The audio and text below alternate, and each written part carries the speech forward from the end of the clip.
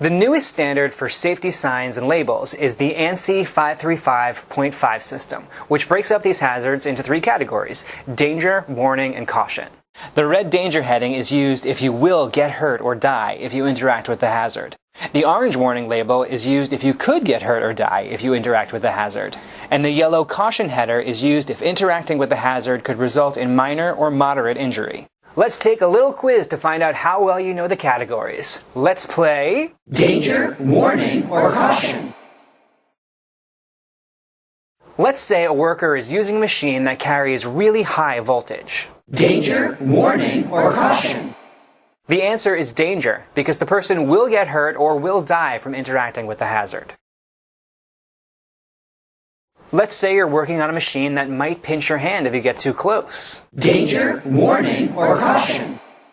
The answer is warning, because the person might hurt their hand if they get too close to the machine.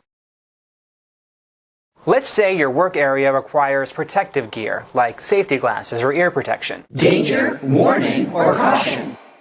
The answer is caution, because the hazard would only cause minor injury or injury over time. And let's not forget about the notice header, which is used when injury isn't really an issue, but there's information that needs to get passed along. And in a lot of cases, the choice of header is up to your discretion, but knowing the definitions of these headers will help you choose the safest sign. Thank you for playing danger, warning, or caution.